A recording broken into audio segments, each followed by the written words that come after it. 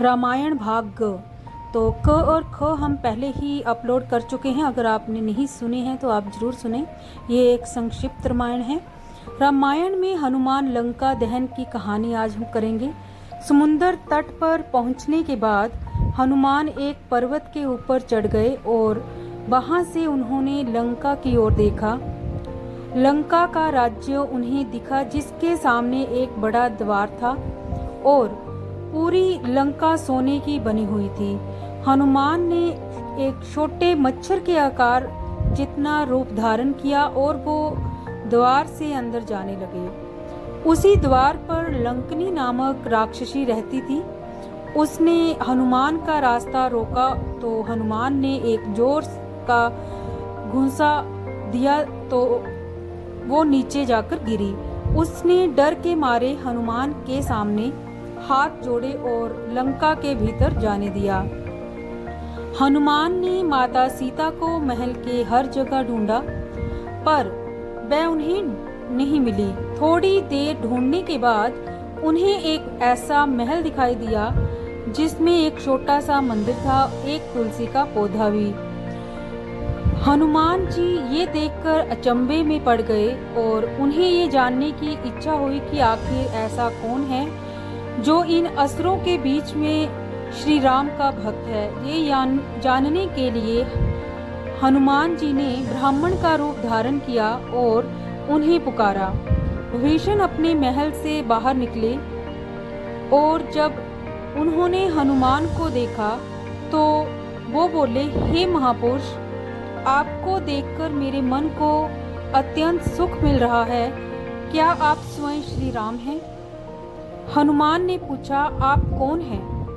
विभीषण ने उत्तर दिया, मैं रावण का भाई विभीषण हूँ। ये सुनकर हनुमान अपने असली रूप में आ गए और श्री रामचंद्र जी के विषय में सभी बातें उन्हें बताई। विभीषण ने निवेदन किया, हे पवन पुत्र, मुझे एक बार श्री राम से मिलवा दो। हनुमान ने उत्तर दिया, मैं श्री राम जी से जरूर मिलवा दूंगा, परंतु पहले मुझे ये बताएं कि मैं जानकी माता से कैसे मिल सकता हूँ। रामायण में अशोक वाटिका में हनुमान सीता भेंट। विभीषण ने हनुमान को बताया कि रावण ने सीता माता को अशोक वाटिका में कैद करके रखा है। ये जानने के बाद हनुमान जी ने एक छोटा सा रूप धारण किया और वह अशोक वाटिका पहुँचे। वहां पहुंचने के बाद उन्होंने देखा कि रावण अपनी दासियों के साथ उसी समय अशोक वाटिका में पहुंचा और सीता माता को अपनी ओर देखने के लिए साम दाम दंड वेद का उपयोग किया, पर तब भी सीता जी ने एक बार भी उसकी ओर नहीं देखा। रावण ने सभी राक्षसियों को सीता को डराने के लिए कहा, पर त्रिजटा नामक एक राक्षसी ने माता सीता की बहुत मदद की और देखभाल भी की और अन्य राक्षसियों को भी डराया, जिससे अन्य सभी राक्षसी भी सीता की देखभाल करने लगे। कुछ देर बाद हनुमान ने सीता जी के सामने श्री राम की अंगूठी डाल दी। श्री राम नाम से अंकित अंगूठी देखकर सीता माता की आंखों से खुशी के आंसू निकल पड़े, परंतु सीता माता को संदेह हुआ कि कहीं ये रावण की कोई नई चाल तो नहीं। तब सीता माता ने पुकारा कि कौन है जो ये अंगूठी लेकर आया है। उसके बाद हनुमान जी प्रकट हुए, पर हनुमान जी को देखकर भी सीता माता को विश्वास नहीं हुआ। उसके बाद हनुमान जी ने मधुर वचनों के साथ श्री रामचंद्र जी के गुणों का वर्णन किया और बताया कि वो श्री राम जी के दूत हैं। सीता ने व्याकुलता से श्री राम जी का हाल चाल पूछा। हनुमान जी ने उत्तर दिया, हे माते, श्री राम जी ठीक हैं और वे आपको बहुत याद करते हैं। वे बहुत जल्द ही आपको लेने आएंगे और मैं शीघ्र ही आपका संदेश श्री राम जी के पास पहुंचा दूंगा। तभी हनुमान ने सीता माता से श्री राम जी को दिखाने के लिए चिन्ह मांगा, तो माता सीता ने हनुमान को अपने चूड़ामणि वाला एक आभूषण उतार के दे दिया। चूड़ामणि बालों में लगाने वाला एक आभूषण। रामायण में हनुमान लंका दहन। हनुमान जी को बहुत भूख लग रही थी, तो हनुमान अशोक वाटिका में लगे पेड़ों के फलों को खाने लगे। फलों को खाने के साथ साथ हनुमान उन पेड़ों को तोड़ने लगे। तभी रावण के सैनिकों ने हनुमान पर प्रहार किया, पर हनुमान ने सबको मार डाला। जब रावण को इस बात का पता चला कि कोई बंदर अशोक वाटिका में उत्पात मचा रहा है, तो उसने अपने पुत्र अक्षय कुमार को भेजा हनुमान का वध करने के लिए, पर हनुमान जी ने उसे क्षण भर में ऊपर पहुंचा दिया। कुछ देर बाद जब रावण को अपने पुत्र की मृत्यु का पता चला, वह बहुत ज्यादा क्रोधित हुआ। उसके बाद रावण ने अपने ज्येष्ठ पुत्र मेघनाद को भेजा। हनुमान के साथ मेघनाद का बहुत ज्यादा युद्ध हुआ, पर कुछ न कर पाने के बाद मेघनाद ने ब्रह्मास्त्र चला दिया। ब्रह्मास्त्र का सम्मान करते हुए हनुमान जी स्वयं बंधन में बंध गए। हनुमान को रावण की सभा में लाया गया। रावण हनुमान को देखकर हंसा और फिर क्रोधित होकर उससे प्रश्न करने लगा, रे वानर, तूने किस कारण अशोक वाटिका को तहस नहस कर दिया? तूने किस कारण मेरे सैनिकों और मेरे पुत्र का वध किया? क्या तुझे अपने प्राण जाने का डर नहीं है? ये सुनकर हनुमान ने कहा, हे रावण, जिसने महान शिव धनुष को पल भर में तोड़ डाला, जिसने खरदूषण, त्रिशिरा और बाली को मार गिराया, जिसकी प्रिय पत्नी का तुमने अपहरण किया, मैं उन्हीं का दूत हूँ। मुझे भूख लग रही थी, इसीलिए मैंने फल खाए, और तुम्हारे सैनिकों ने मुझे खाने नहीं दिया, इसीलिए मैंने उन्हें मारा। अभी भी समय है, सीता माता को श्री राम को सौंप दो, और रावण, तुम उनसे क्षमा याचना करो। रावण हनुमान की बात सुनकर हंसने लगा और बोला, रे दुष्ट, तेरी मृत्यु तेरे सर पर है। ऐसा कहकर रावण ने अपने मंत्रियों को हनुमान को मार डालने का आदेश दिया। ये सुनकर सभी मंत्री हनुमान को मारने दौड़े। तभी विभीषण वहां आ पहुंचे और बोले, रुको, दूत को मारना सही नहीं होगा, ये नीति के विरुद्ध है, कोई और भयानक दंड देना चाहिए। सभी ने कहा, बंदर को अपनी पूंछ सबसे प्यारी होती है, क्योंकि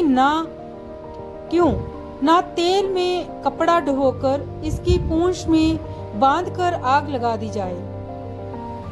हनुमान की पूंछ पर तेल वाला कपड़ा बांधकर आग लगा दी गई।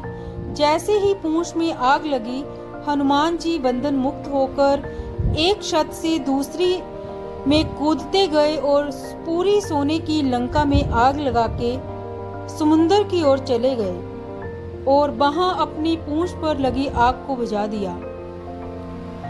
वहां से सीधे हनुमान जी श्री राम के पास लौटे और वहां उन्होंने राम को सीता माता के विषय में बताया और सीता माता के द्वारा दी चूड़ामणि भी दिखाई। सीता माता की निशानी को देखकर श्री राम भावुक हो गए। तो अगला जो हमारा है, रामायण में सागर पर राम सेतु निर्माण।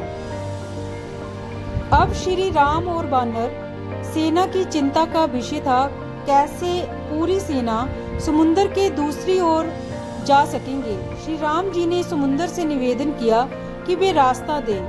ताकि उनकी सेना समुद्र पार कर सके। परंतु कई बार कहने पर भी समुद्र ने उनकी बात नहीं मानी। तब श्री राम ने लक्ष्मण से धनुष मांगा और अग्निबाण को समुद्र पर साधा, जिससे कि पानी सूख जाए और वे आगे बढ़ सके। जैसे ही श्री राम ने ऐसा किया, समुद्र देव डरते हुए प्रकट हुए और श्री राम से माफी मांगी और कहा, हे नाथ, ऐसा ना करें। आपके इस बाण से जल में रहने वाले सभी मछलियां और जीवित प्राणियों का अंत हो जाएगा। श्री राम ने कहा, हे समुद्र देव, हमें ये बताएं कि मेरी ये विशाल सेना इस समुद्र को कैसे पार कर सकती है। समुद्र देव ने उत्तर दिया, हे रघुनंदन राम, आपकी सेना में 2 बानर हैं, नल और नील। उनके स्पर्श करने से किसी भी चीज को पानी में तैरा सकते हैं। ये कहकर समुद्र देव चले गए। उनकी सलाह के अनुसार नल और नील ने पत्थर पर श्री राम के नाम लिखकर समुद्र में फेंक के देखा तो पत्थर तैरने लगा। उसके बाद एक के बाद एक करके नल नील समुद्र में पत्थर को फेंकते रहे और समुद्र के अगले शोर तक पहुंच गए। रामायण में लंका में श्री राम की वानर सेना। श्री राम ने अपनी सेना के साथ समुद्र किनारे डेरा डाला। जब इस बात का पता रावण की पत्नी मंदोदरी को चला तो वो बहुत घबरा गई और उसने रावण को बहुत समझाया, पर वह नहीं समझा और सभा में चला गया। रावण के भाई विभीषण ने भी रावण को सभा में समझाया और सीता माता को सम्मान पूर्वक श्री राम को सौंप देने के लिए कहा।